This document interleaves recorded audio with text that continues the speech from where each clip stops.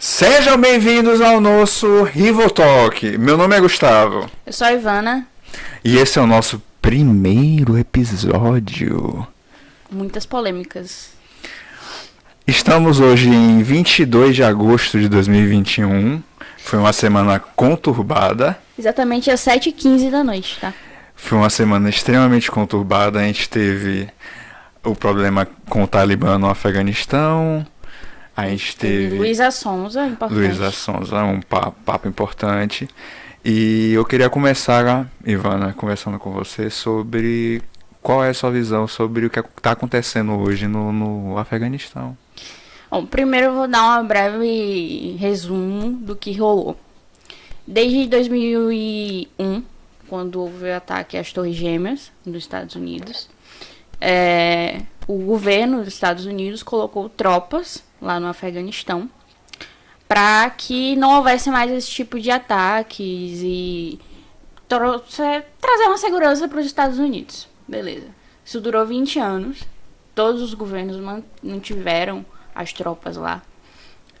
Isso custou cerca de $1 trilhão para os Estados Unidos. E nenhum presidente até então falou sobre retirar essas tropas. Até o democrata Joe Biden, que já era contra as tropas, ele chegou a aconselhar Barack Obama a retirar as tropas. Falou que iria retirar, porque isso não fazia mais sentido. Segundo ele, os próprios afegãos, desculpa, gente, não lutavam contra o Talibã. Então não fazia sentido americanos morrerem por nada, sendo que o próprio povo não desejava lutar contra eles. Exatamente. Então ele era contra desde sempre. E daí ele ganhou, né, as eleições. E um dos primeiros passos dele foi esse: retirar as tropas. Ele foi extremamente criticado, inclusive pelo ex-presidente Trump, que falou que era uma vergonha ele fazer isso. E por outras pessoas, tanto republicanos quanto democratas foram contra isso. E aí o que aconteceu? Ele manteve, né, essa posição e retirou as tropas. Em 2 semanas, o Talibã tomou o Afeganistão. E tá acontecendo horrores lá com os próprios afegãos, com os turistas que moram lá. Eles estão matando missionários, estão matando jornalistas, já fizeram uma série de ameaças. E aí a galera tá tentando fugir de lá. A gente teve recentemente uma notícia da galera subindo assim no avião, na parte de fora do avião, para tentar fugir de lá. Isso rolou 5 mortes. E tem cenas de mãe entregando os bebês para soldados para tirar eles de lá. Então tá numa situação extremamente triste, assim. Inclusive saiu em toda a mídia um vídeo dos afegãos enquanto estavam sendo maltratados e sofrendo. Você tinha os talibãos brincando em carrinho de bate-bate, em parques de diversões, locais que foram tomados por eles. E você percebe que está se tornando uma festa enquanto as pessoas estão sofrendo. Estão morrendo. Outro comentário que eu tenho a tecer é que houve uma pressão da ONU sobre a Alemanha na participação de retirada de pessoas, repórteres, pessoas dissidentes do Afeganistão, sendo que o avião da Alemanha carregou apenas 7 pessoas. 7 pessoas. Inicialmente, eles teriam que carregar 55... me fugiu o nome. Soldados, diplomatas. E 88 alemães. E aí eles levaram 7 pessoas. Receberam críticas absurdas, assim. Até pediram desculpas por causa disso. Então você vê que opinião própria não serve para nada. Nada. Nada. Porque quando realmente é necessário o apoio da ONU, o apoio de países que, sendo capitalistas, sendo democráticos, isso seja bom ou não, eles são países que no momento não são extremistas, mas que você vê que está apoiando o movimento extremista. É bom também citar uma manifestação que as mulheres de lá fizeram, uma manifestação muito bonita, assim, e corajosa, porque, obviamente, elas sofreram retaliações, morreram pessoas, mas elas saíram com faixas falando: o Afeganistão é nosso, assim, muitas mulheres, assim, de burca, pô, até me arrepiei. Foi muito linda a manifestação. Mas que a gente sabe que, infelizmente, não, nesse caso não serve pra nada, porque eles são abertamente fundamentalistas e é essa questão toda que o Ocidente, queira você concordar com os Estados Unidos ou não, houveram avanços no Afeganistão com relação aos direitos das mulheres e nesse momento esses direitos foram cessados completamente. Você vê agora que tudo aquilo que foi construído desde, novamente, considerando que a ocidentalização do Afeganistão tenha sido algo bom, avanços ocorreram e esses avanços estão sendo destruídos. porque a gente tem uma crítica, assim, a gente, eu digo porque eu pessoalmente e também a galera democrata, mais de esquerda, ao imperialismo americano, que é muito forte. Mas aí a gente pensa, nesse caso, era uma invasão que, de certa forma, trouxe alguns benefícios para o Afeganistão. E aí a gente tem que dar um passinho para trás para falar sobre isso. Você falou do avanço em relação às mulheres. A gente lembra que os talibãs, eles pegam meninas de 15 anos. Casam forçosamente. Tem mais de 10 casamento. filhos. Eles fazem coisas absurdas, assim. Porque faz parte do fundamentalismo propagar a religião ao máximo que puder. E aí essa coisa e eles têm a coisa de ter filhos homens. Quando as mulheres não conseguem ter filhos homens, porque é o que eles precisam para poder aumentar o exército deles, essas mulheres acabam sendo mortas, descartadas, sofrem muito, assim, todo tipo de abuso e coisas assim que a gente nem imagina, nem consegue falar aqui, porque são coisas muito pesadas que não cabem. E é uma semana que deixa completamente o cenário geopolítico instável. Porque faz a gente refletir, faz os países refletirem. Daqui para frente a gente vai continuar invadindo os países. É justo invadir os países contra uma organização terrorista? Será que a gente pode pensar numa terceira guerra? Não acho que uma terceira guerra generalizada, porque isso é a minha opinião própria, tá? Os países da ONU estão no mesmo lado. Eu acredito que possa haver uma guerra generalizada no Oriente Médio, que é onde está hoje toda a instabilidade política e bélica centralizada naquela região. Então, assim, é como se a gente estivesse vivendo uma, entre aspas, Guerra Fria. O Oriente Médio está sendo utilizado como o palco das guerras e a competição entre os três blocos, os Estados Unidos, a Rússia e a China. Então, a guerra está acontecendo em um local específico, para eles não se enfrentarem em si. Mas, assim, os talibãs vão retaliar os Estados Unidos. Sim. A gente sabe disso. E aí, mais uma coisa que o Joe talvez não pensou, assim. O que ele fez? Eu sei que tem o Israel junto com os Estados Unidos e tal, mas pode causar novos ataques mais graves ainda do que o das Torres Gêmeas. E assim, não sei como é que vai ser durante esse ano, se eles já vão começar essa retaliação, se eles vão primeiro Se fechar lá. organizar.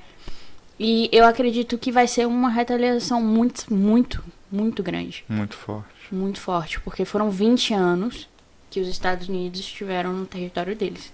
Sim. E assim, eles vão chegar grandão, como a gente fala. E a própria essência do grupo é de expansão, Expansão. porque eles são fundamentalistas e eles desejam realmente espalhar toda a religião naquela área e a área que eles puderem. E não sei como é que vai ser o futuro daqui pra frente naquela região. Eu sinto muito pelos afegãos, pelos dissidentes, pelas pessoas que abrem a boca para contar as atrocidades que acontecem, as mulheres principalmente, que foi um retrocesso muito grande que a gente tem. Isso me lembra e que me amedronta como, olhando pro outro lado, como os Estados Unidos vai reagir com relação a isso. Porque você lembra como quando teve o ISIS, o Estado Islâmico, trataram como se fosse uma ameaça global, o Estado Islâmico vai se tornar uma superpotência, o Estado Islâmico vai dominar tudo, e os Estados Unidos utilizaram isso para continuar se armando no Oriente Médio. E agora com o Talibã em ação, eu acredito, não sei, tenho medo de como os Estados Unidos vão reagir. Ele saiu do Afeganistão, tudo bem, mas como é que vai ficar a mentalidade do povo? Como é que eles vão utilizar as armas psicológicas dentro dos Estados Unidos? Nossa ameaça terrorista aumentou 300 vezes, porque agora é um país inteiro, não é só um território. É um país inteiro que vai, no momento ainda está sendo tomado, mas a gente sabe que nem a própria população está sendo contra. Em algum momento eles vão se fechar e vão conseguir finalizar. E aí? E aí que eu acho que Joe Biden não vai ser mais reeleito. Eu acho que ele deu um tiro no pé gigante, gigantesco mesmo assim, com essa decisão. E eu não sei se é uma estratégia, pode ser uma estratégia para mais dominância em um certo tempo. E dominância se fala psicológica, de amedrontar os de americanos. amedrontar e justificar o imperialismo, de justificar mais invasões. Será que foi um palco de testes? É isso. É isso que eu tô Vamos pensando. deixar o Talibã tomar o Afeganistão para as pessoas verem que o problema é real Para as e pessoas que verem nós que a vamos gente somos invadir. poderosos e que a gente precisa invadir realmente o Oriente Médio. A gente Porque precisa a gente estar lá precisa- dentro para salvar as pessoas. E aí justificar as outras coisas do imperialismo, que é a exploração que eles fazem, né, dos recursos, Sim. que é impor as maneiras do Ocidente para as pessoas. Porque eles também fazem isso. A gente fala que o Talibã são extremistas e querem impor a religião deles, mas quando um país imperialista vai invadir outro país, eles também põem a cultura, a religião, tudo. Com toda certeza. Só que de uma forma mais branda para a visão das pessoas. Não é Sim. de uma maneira extremista no sentido de como o Talibã faz, de matar, de fazer isso. Não. De acabar os É uma maneira... Eu sou bonzinho, psicológica. tá? Eu sou sou bonzinho. Olha aqui minha religião como é boa. Vou tirar todos os seus recursos, tô te ajudando a ser melhor. Mas com a vamos minha tirar vida. todos os seus recursos naturais, mas a gente vai te dar um emprego. Você vai trabalhar nas nossas minas, você vai trabalhar nas nossas plataformas de petróleo. As mulheres vão poder sair para votar, vão poder fazer qualquer coisa aqui. Para eleger americanos. Exatamente. Então, É um cenário negro. Não gosto da palavra negro, desculpa. É um cenário terrorífico. Saber qual foi o planejamento de Biden. Porque ele não fez aquilo sem premeditar. Não, desde Barack Obama que ele tenta fazer isso, na verdade. E qual o verdadeiro motivo? É para manter um controle? É para elevar o que Bush fez? Bush iniciou aquela toda estratégia de amedrontar os americanos com o 11 de setembro para justificar a dominação e exploração do Oriente Médio. E aí, será que Biden vai levar isso a um nível maior agora com o Talibã? Ou só Biden não gosta de guerras? Ou só Biden quer proteger os soldados americanos? É uma das e foi a justificativa que ele deu. Eu fico com a primeira teoria. Opção. A gente tem várias possibilidades, porque desde a época do Vietnã tinha essa discussão. Ele citou, inclusive. Estamos indo, é uma região completamente remota, estamos levando americanos jovens que estão perdendo a vida, estão perdendo a família. E será que está valendo a pena? O 1 trilhão que a gente está gastando para manter essa guerra no Talibã, será que o dinheiro vale mais do que os direitos que foram adquiridos? Eu penso, uma coisa que eu pensei também, será que outro país, Israel, por exemplo, ou a China, tô falando de países poderosos, ou a Rússia, podem tomar o lugar dos Estados Unidos e botar as tropas dele para retomar o Afeganistão, para fazer essa dominância que os Estados Unidos fez durante 20 anos? Eu não acho que eles têm interesse. A Rússia, eu acho que sim. A China, eu também, porque são dois países que lutam muito para estar acima dos Estados Unidos. E eu acho que são países que têm coisas que estão acima dos Estados Unidos. Essa cultura de que os Estados Unidos é a maior potência do mundo é muito mais falácia do que assim, do meu ponto de vista. Do que realmente é, assim. Uhum. Eu não acredito que os Estados Unidos seja a maior potência do mundo. E eu penso que esses dois países, principalmente, Israel nem tanto. Seria, por exemplo, como se eles quisessem pagar de heróis. Os Estados Unidos não conseguiram salvar o Afeganistão. Eu, Rússia, vou salvar o Afeganistão. Tipo isso. E tentar tirar essa coisa de Estados Unidos maior potência. Não, somos nós. Eu citei Israel, mas eu acho que Israel não tem esse perfil. Israel é um país mais fechado no sentido de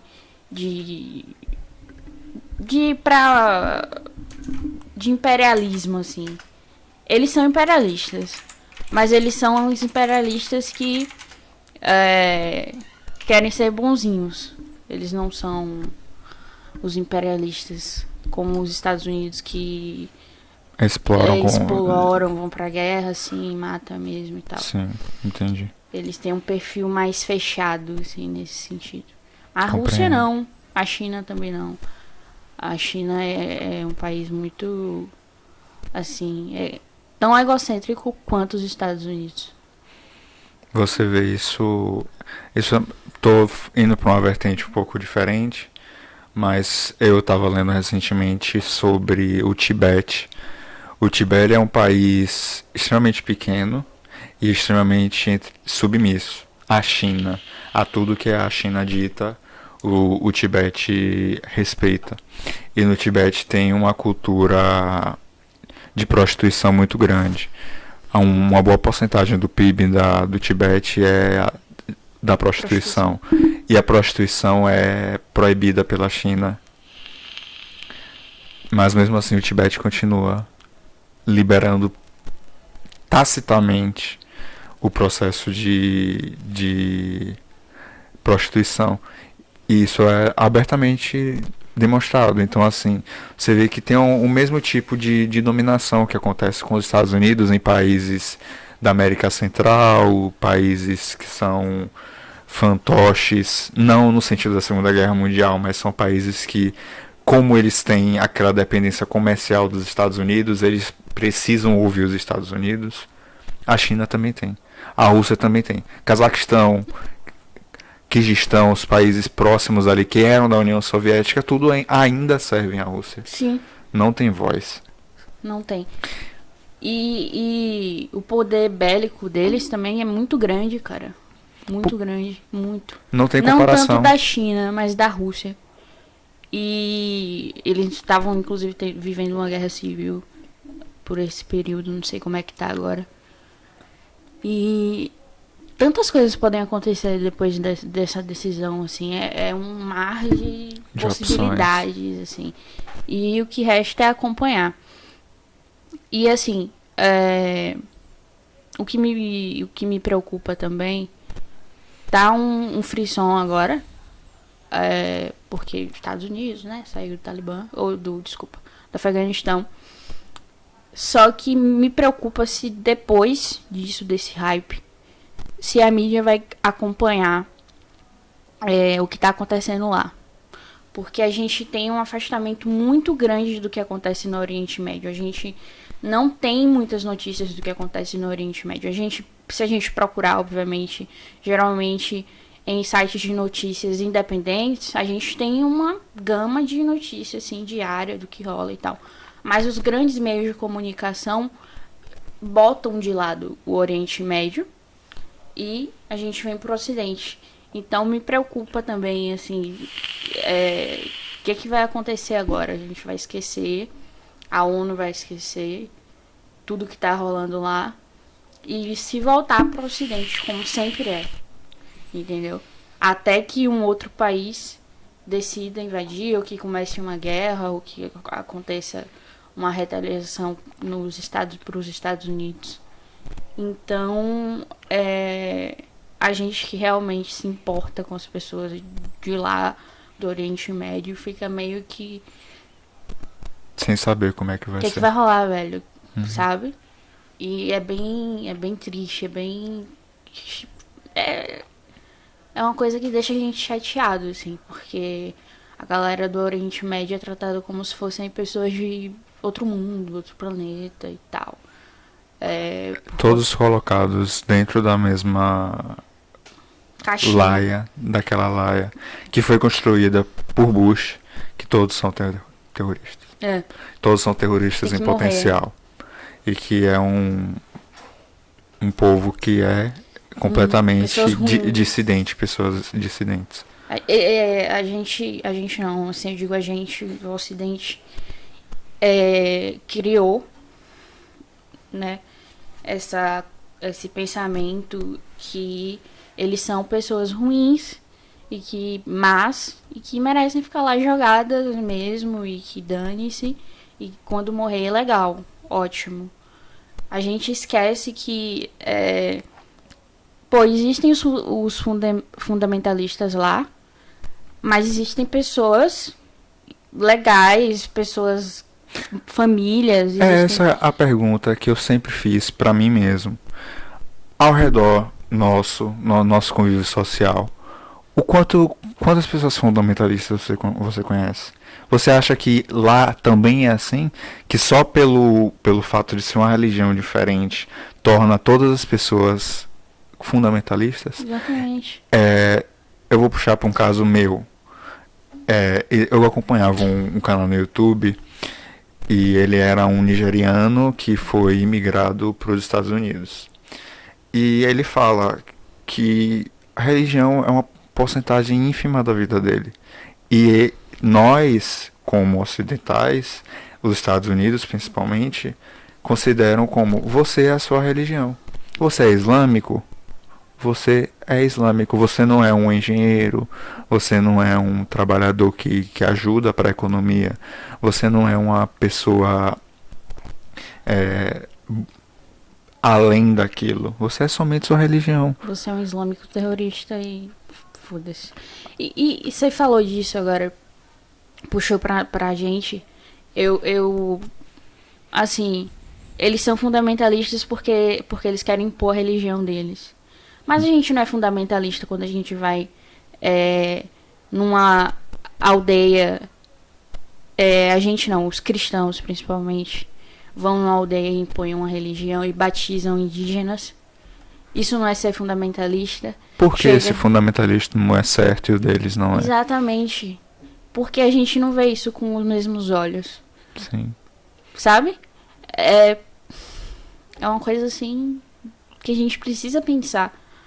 Sabe? E isso aí que você falou muito, muito certo. Não pensam neles Como pessoa, mas pessoas. somente como religião. como religião. Como um embate ao cristianismo. Nós temos aqui o Ocidente, existe o Ocidente cristão e existe o Oriente Médio islâmico.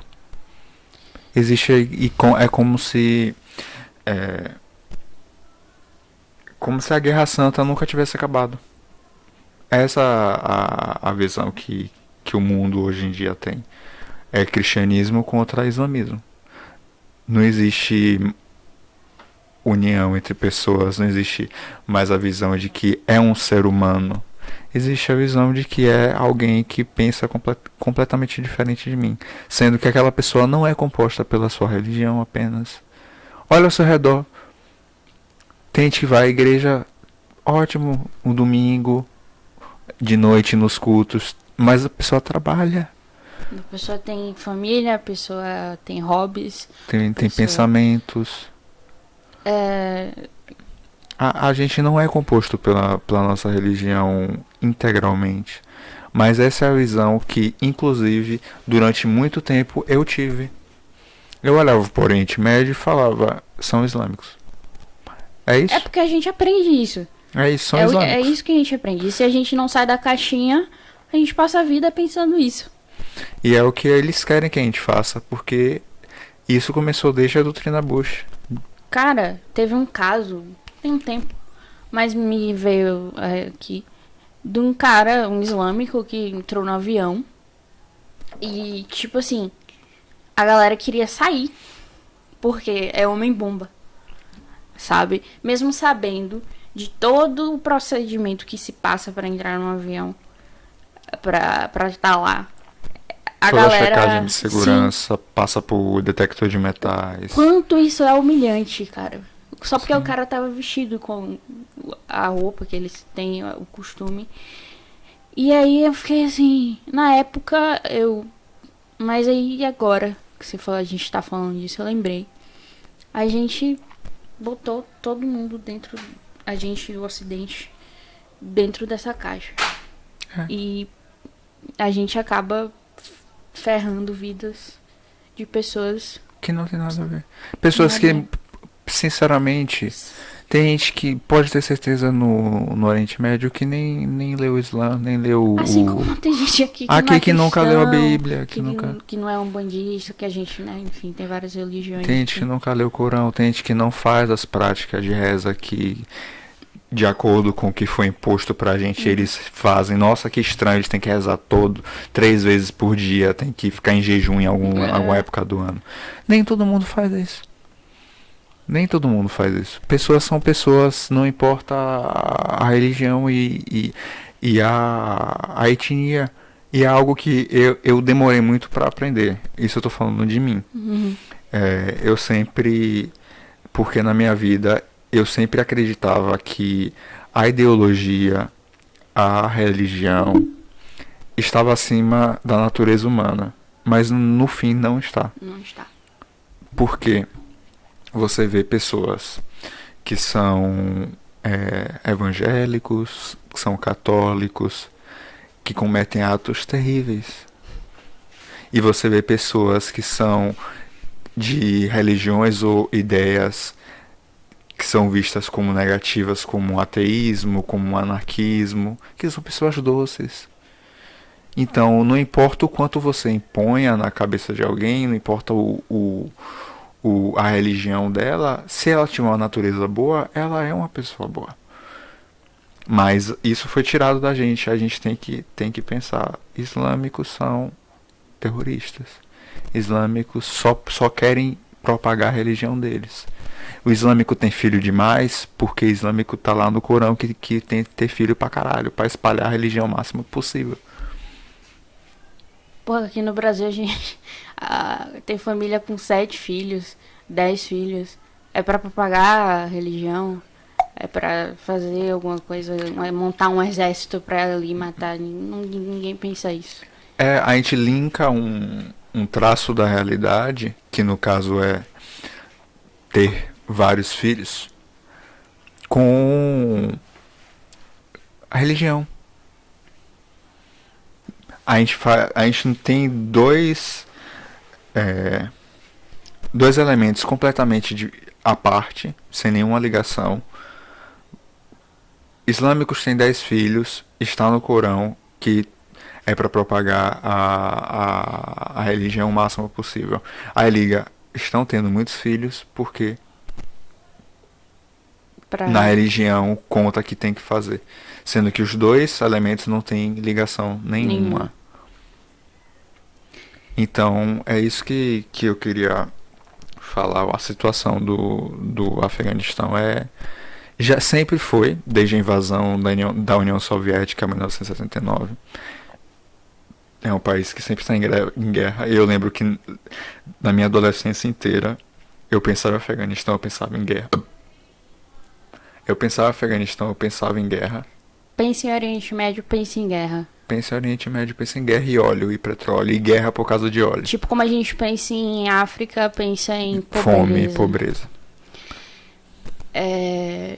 Eu vou propor aqui que a gente acompanhe essa situação pra gente poder falar mais no nosso podcast, falar sobre essa situação e desenvolver mais esse assunto, porque é um assunto muito interessante. Com certeza. Assim, pra gente falar. E a gente espera que... Eu ia falar que dê tudo certo, mas não tem como. Vamos ter esperança de... A gente deu duas opções. Ou Biden tá com o plano de piorar ainda mais a doutrina Bush, ou ele realmente só acha que é melhor soltar os americanos do Talibã. Vamos imaginar que ele quer o melhor. Vamos imaginar que a ONU quer o melhor e que deu certo. Eu queria adicionar outra coisa, que isso Ivana não sabe. Eu já fui aluno de Olavo de Carvalho. Eu já participei de palestras que comentavam sobre a relação cristianismo e islamismo, e eu tenho uma visão interna do lado negativo. Hoje eu já vejo aquilo que eu ouvia era errado. Só quero comentar de dentro. Eu, naquela época, tinha essa visão. O islamismo está fazendo filho demais porque quer acabar com o cristianismo. Daqui a 10 anos o cristianismo vai ser tomado por islâmicos e nós temos que fazer alguma coisa com relação a isso. Então, por trás dos panos, no Ocidente, existe sim, eu fiz parte disso, existe uma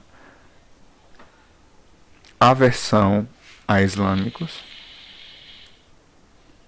e existe medo de que os islâmicos tomem o cristianismo. E isso faz com que o Ocidente tome atitudes aversivas, ofensivas contra o Oriente. Não é somente os Estados Unidos. Os Estados Unidos. Não são somente pessoas que têm algo contra eles. São pessoas intelectuais que propagam essas ideias. Tenham filhos, vocês que alunos, palestrantes, tenham filhos, preservem o cristianismo, porque o islamismo em algum momento vai tomar. Hoje, eu percebo que aquilo é maluquice. Mas na época, eu fiquei com medo. Maluquice e mau caratismo também, né? Eu fiquei com medo, eu pensava, caralho, o que é que vai acontecer? Porque o que acontecia? Eles mostravam a taxa de natalidade dos islâmicos com relação ao cristão. E aí falavam, olha, daqui a 2050 a França, Paris já está com acho que 60 a 70% da população islâmica, e para eles isso era algo negativo. Então existe esse, por trás dos panos, fora as guerras, existe uma luta ideológica.